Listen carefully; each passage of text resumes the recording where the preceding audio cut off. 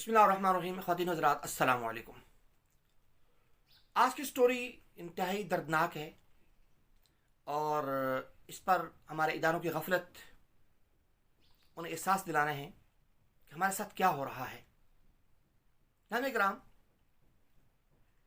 हमारे पास नमक की कान है जिस पर काफ़ी स्टोरीज आपने देखी होंगी, लेकिन क्यूडा का जो नमक है वो बेहतरीन नमक है और उसकी जो खाम हालत है उसमें 98% पर मुश्तमिल नमक होता है।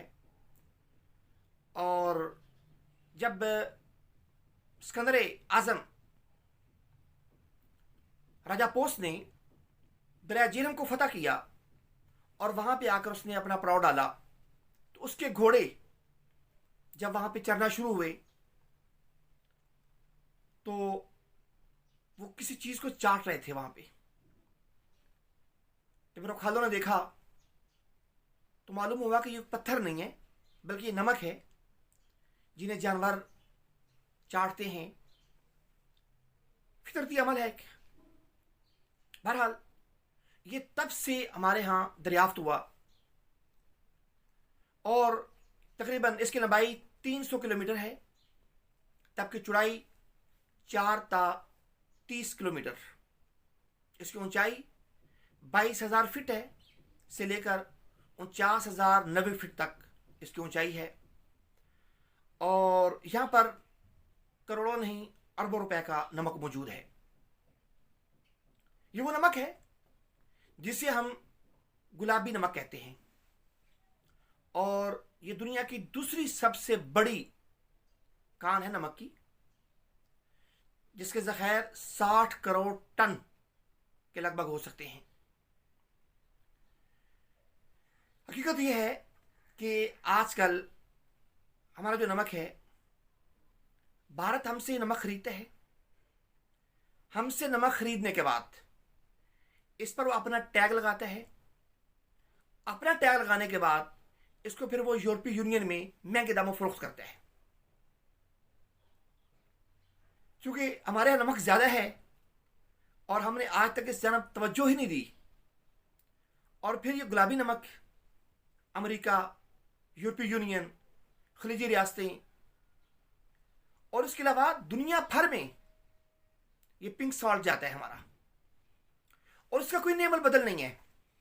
एक ऐसा नमक है कि दुनिया के किसी मुल्क में ये नहीं पाया जाता और लोग इसको बड़ी चाहत के साथ, मोहब्बत के साथ खरीदते हैं। हकीकत यह है कि जिस तरह हमारे यहाँ शुगर या और बाकी जो चीज़ें हैं वो महंगी हैं, नमक हमारे यहाँ सस्ता है इसलिए कि वो हमारा अपना है। हमने आज तक इसलिए इसी जानब तवज्जो नहीं दी, और खुदा न खास्ता ये भी महंगा होता, हमें बाहर से मंगवाना पड़ता, फिर देखते कि क्या होता। लेकिन वो हमारा शातिर दुश्मन सस्ते दामों हमसे नमक खरीदता है, फिर इसकी पैकिंग करता है खुद, फिर इस पर अपना टैग लगाता है, और टैग लगाने के बाद यूरोपीय यूनियन में अपने नाम सिर्फ वो फरोख्त करता है और वो ज़रिया मुबादला वहां से कमा रहा है। और हम एक मदहोश हैं, हमें कोई फिक्र नहीं है। अगर आप जाए ना यूरोपीय यूनियन में, वहां पे जाएं, यूरोप में जाकर आप देखें कि हमारे नमक की क्या मांग है। हमारा नमक आज अल्हम्दुलिल्लाह हमारे पास एक बहुत बड़ी नेमत है, लेकिन हमने इस नेमत से कमाहक को फ़ायदा नहीं उठाया। ये पाकिस्तान की जोग्राफियाई शनाख्त है। जिस तरह भारत हमारा बासमती जो चावल है उस पर अपना टैग लगाता है, फरोख्त करता है, ऐसे ही वो हमारे नमक को बैनुल अक़वामी मंडी के अंदर फरोख्त कर रहा है। हालांकि ये नमक भारत में मौजूद ही नहीं है। गो हुकूमत पाकिस्तान ने एक अरसा के बाद अब यूरोपीय यूनियन में केस दायर कर दिया है और वहाँ पर नमूने दे दिए हैं कि भाई ये नमक हमारा है, हमारी शिनाख्त है, पाकिस्तान के है। लेकिन इसके लिए जो आज अहम काम है। यूरोपीय यूनियन में, अमेरिका में, अरब अमारात में लाखों पाकिस्तानी मुकीम हैं। उन पाकिस्तानियों को भी अपने तौर पर वहां के अवाम को ये बात बतानी चाहिए, वहां के ताजरों को, हमारी जो एम्बेसी हैं, उनमें जो कमर्शियल अताशी हैं, बिजनेस अताशी हैं, जो उन्हें ये बात बतानी चाहिए कि भाई ये नमक, ये पाकिस्तान का नमक है।